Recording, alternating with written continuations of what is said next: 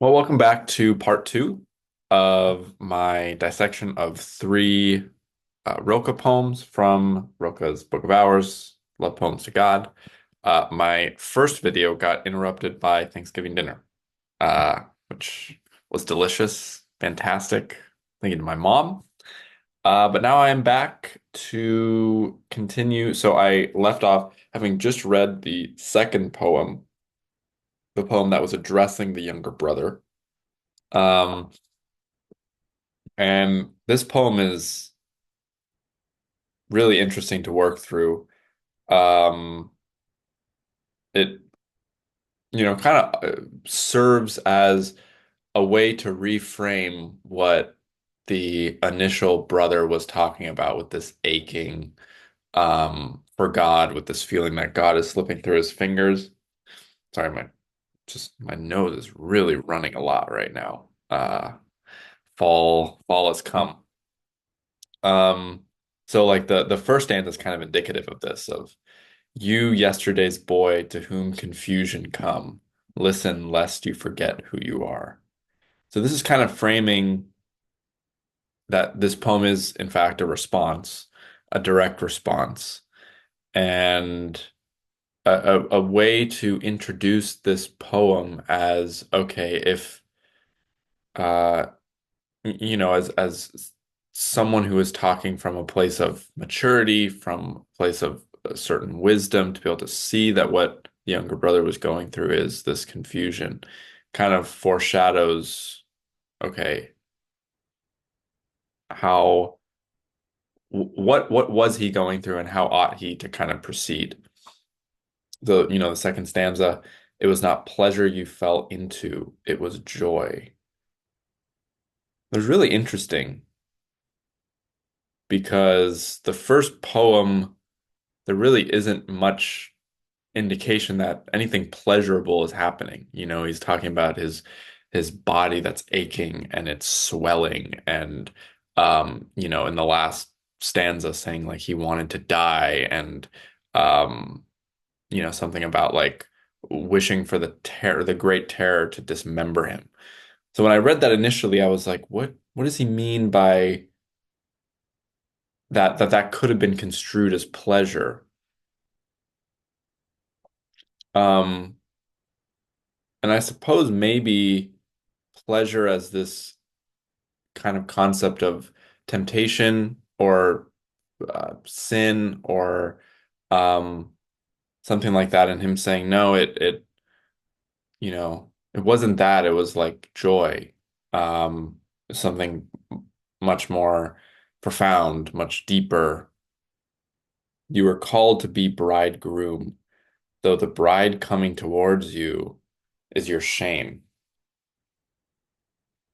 So, thinking about bride, thinking about the Christian kind of conception of marriage, right? And wedding, this unification between two people, and this lifelong commitment, till death do us part, that ultimately is a union that lasts beyond this earthly reality that it's a union of souls can be thought of. And so like what is being joined with the younger brother here, as he says, is your shame. Um, so he's being called to join with his own shame, which is interesting to think about. Um,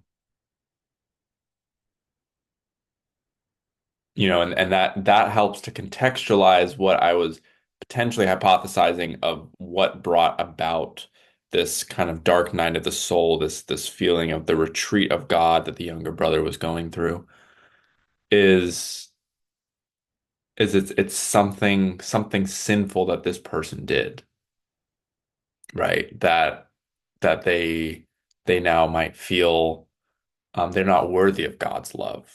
Um, like they have damned themselves to hell, they've done something unforgivable, something like that. And this brother is saying, by joining with the shame instead of pushing it away, by inviting it in, by marrying it, right? Um, that's kind of the path forward. Then the next stanza, what chose you is the great desire. Now all flesh bears itself to you. What shows you is the great desire. Now all flesh bears itself to you. So there's this kind of sense that in this experience that this younger brother is going through, that that that there is an intentionality to it. There's like God is at work right now in him, and he's been chosen. Um, Now all flesh bears itself to you. So like he's being confronted by the totality of life, and he's being asked to um, bear witness to it. Um, and often when bad things happen to people, especially people who believe in God, they say, like, why me? Like, why are you doing this to me, God? Like, why have you marked me for this, great tragedy? Um, there's this kind of this feeling of like betrayal that exists there. And I think what is being communicated in this stanza is that it's not the great Satan, or it's not the great rapture or something that is choosing him. It's the great desire. So yeah, just like thinking about that, like how can we in times of like our greatest strife and pain and suffering feel like we are actually being desired, like a certain way of being and dwelling in that is like being called forth. And God is desiring of us in that moment to um, reveal ourselves to Him and notice Him in that. And so then the next stanza goes, on pious images, pale cheeks blush with a strange fire. Your senses uncoil like snakes, awakened by the beat of the tambourine. When I read this initially, I loved the last two lines.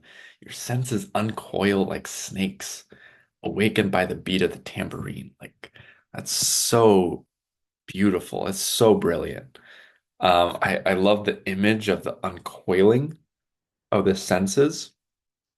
It's kind of sense that there was like there was a way in which this brother was asleep, and his um he was kind of this, like there was this like dormant quality to him that through this encounter with this yearning for God, this longing for God, perhaps coming after this sinful act, that he is being awakened, awakened to the true nature of reality, awakened to his need for God, awakened to the pain and suffering that exists within him, awakened by the beat of the tambourine. Like, musicality, right? Like a lot of, um, there's this book, can't remember the name of the philosopher now, called The Musicality of Being. And, he talks about, uh, reality and living well being this kind of improvisational jazz almost. And there's this like, there's this cadence, there's this rhythm to reality that most people aren't aware of and aren't tuned into, but that can be accessed. And Rilke might be alluding to that here, with the beat of the tambourine. The next stanza goes, then suddenly you're left all alone with your body that can't love you and your will that can't save you.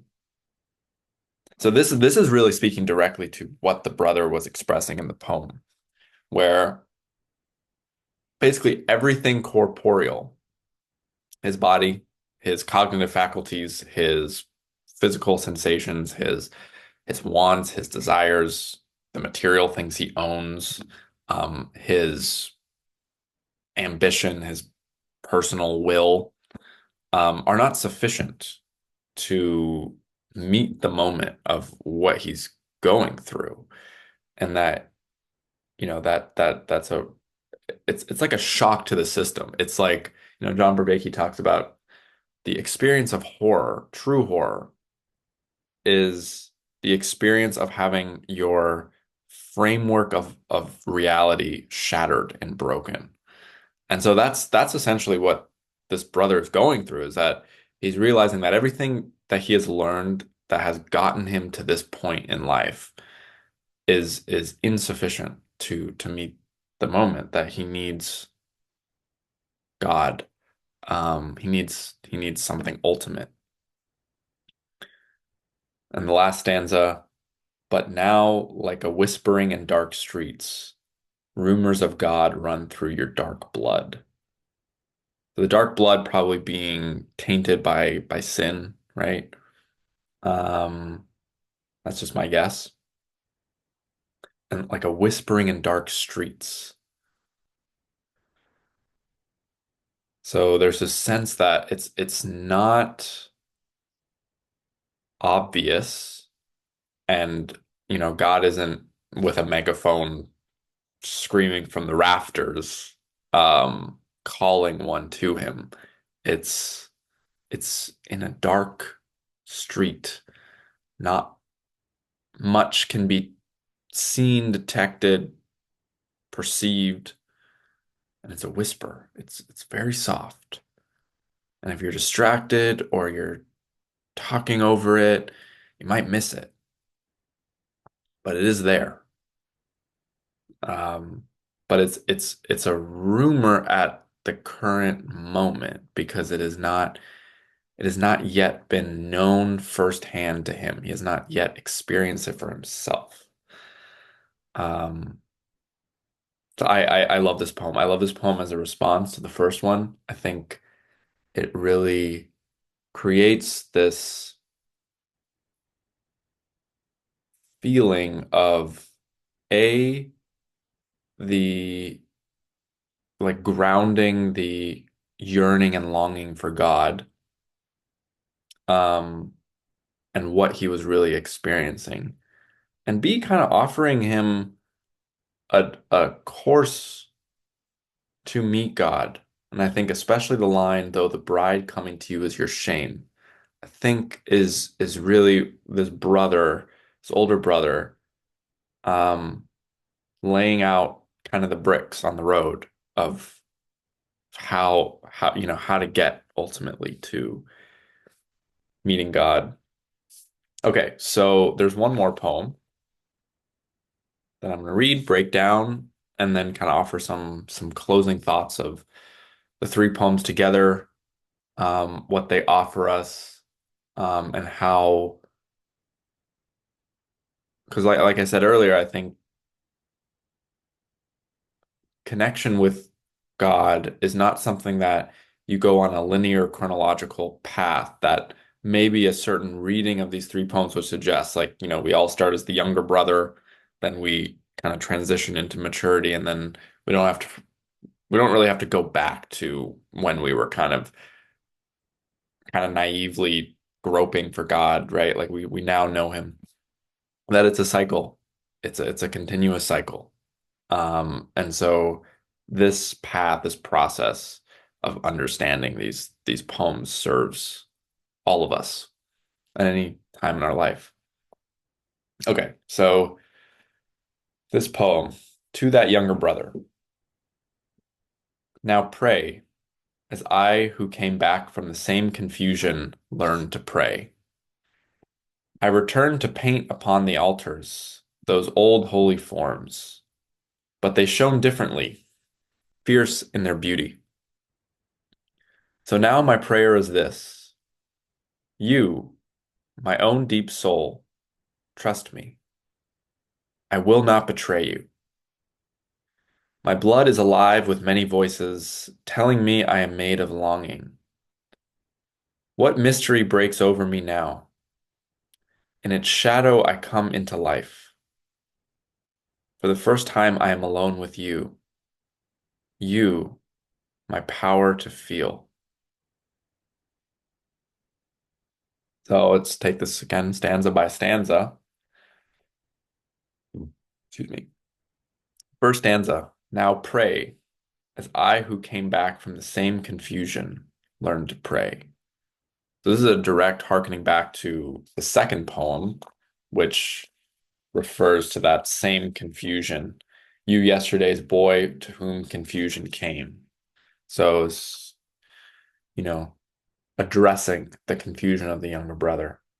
Um, and what comes out from that is the knowledge of what to pray for and how to pray, that he's now instructing the brother to do. I return to paint upon the altars those old holy forms, but they shone differently, fierce in their beauty. So this kind of speaks to the difference in the quality of his religiosity from being where his younger brother is to where he is now. Um, there's there's an aliveness, there's a fierceness to it that was not there when he was younger. Um, that it hadn't yet been shaped by experience. Like kind of I think about like William Blake's Songs of Innocence and Experience, where in Innocence there's this kind of, like abject, jolly, like overtly positive dream, almost like a dreamlike state. And then Experience is where loneliness, despair, rejection, evil, you know, all of that colors the experience, the state of innocence. And so I think this is kind of a distinction between what faith feels like in a state of innocence and what it feels like in a state of experience. So then he says, now my prayer is this. You, my own deep soul, trust me. I will not betray you. My blood is alive with many voices, telling me I am made of longing. What I think is so interesting about this stanza is that the prayer is not, it is not how we often conceptualize prayer, in that it's a communication with this, you know, man in the clouds, God, that is, I'm praying to God that is not of myself, that is beyond me, and, kind of often like we're asking things of God, we're asking him to grant us favors, we're asking him to honor our wishes, desires, cure, heal, things like that. But no, this prayer is different. This prayer is to himself, which I think is so profound. And I think really exemplifies a common theme throughout these poems with Rilke, is that God is he really had a grasp on the indwelling of the Holy Spirit within all of us. And that the relationship with God should be a true relation where we recognize God within us. So, so he's praying to himself. He's saying, "You, my own deep soul, trust me." So this is kind of almost like a parts work type thing where different parts of himself are communicating to each other. It's kind of like the angel on his own shoulders, you know. You, my own deep soul, trust me, I will not betray you. My blood is alive with many voices telling me I am made of longing. So this harkens back to the original poem, which the younger brother's expressing this very longing that he has.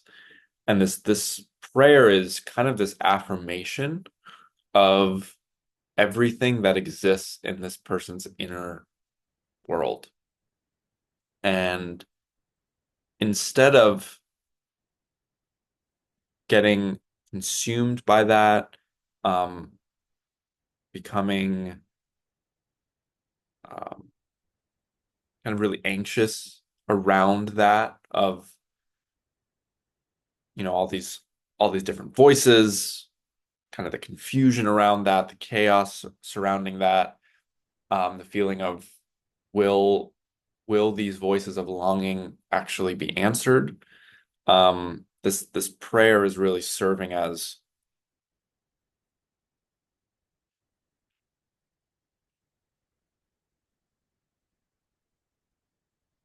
a way for this person to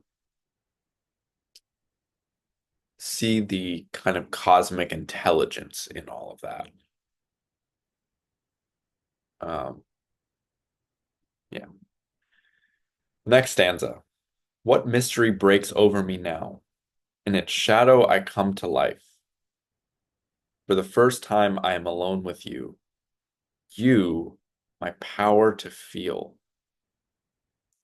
Again, I think this is so interesting because the last two lines, like for the first time I'm alone with you, you, my power to feel. Like one would think, well, I mean, it's not wrong that like the you is talking about God, like alone with you, God. Um, but then he does this thing where like you can't see it here, but after that you, there's a line and then there's a space. And then the last line, you, my power to feel, is its own stanza.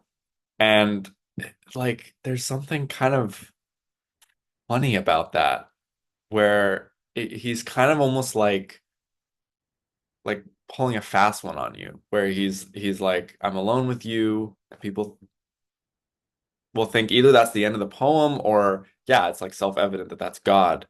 Then he says, you, my power to feel, which is again coming back to this sense that and again, I don't think for Rilke God is limited to the indwelling of the Holy Spirit. Like he's a very learned person in religion, and I would imagine he believes in the Holy Trinity, you know.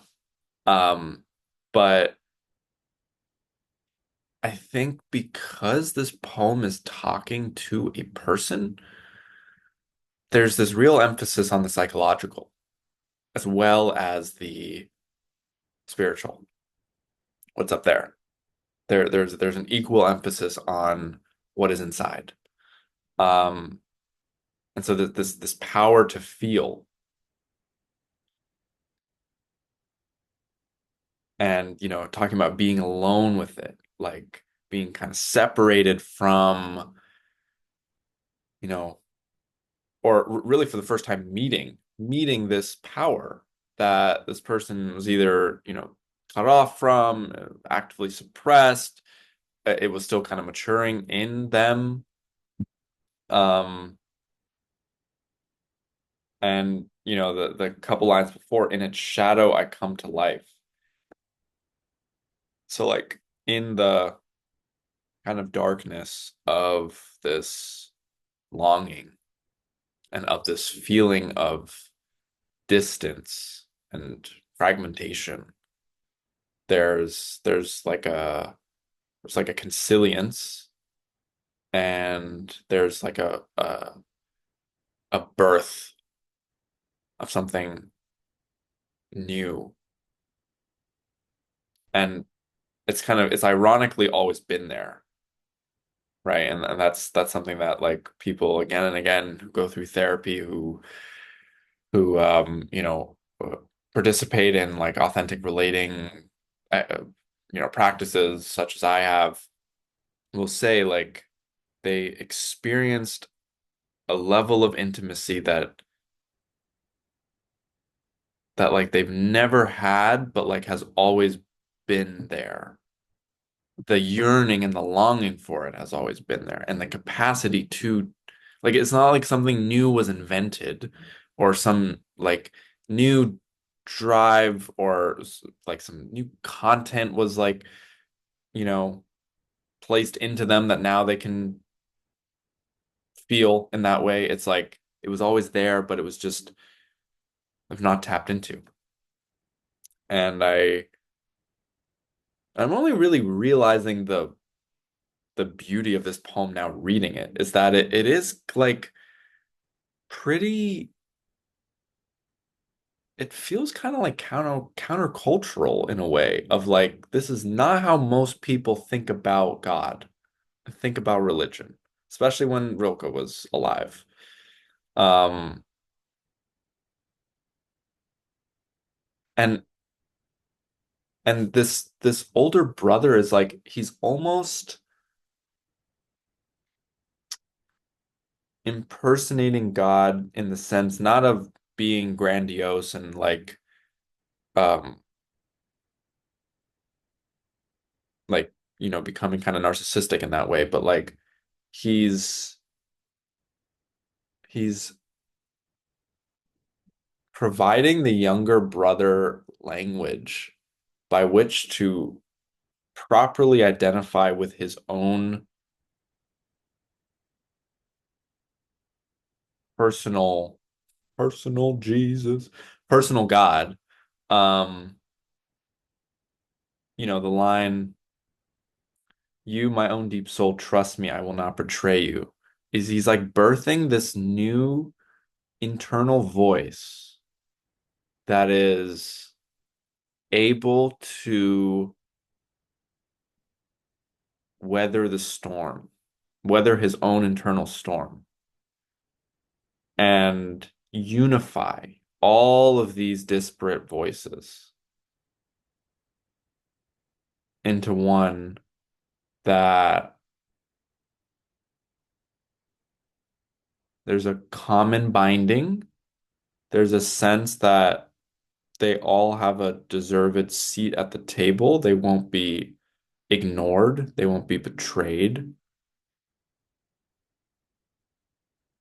And that what the younger brother couldn't see before was that he could take ownership for this longing. He didn't need to wait for this external man in the clouds to grant his longing and to listen to him. That he could do that himself. And I think that's the biggest offering that these two subsequent poems are giving the first. And I think it's so beautiful.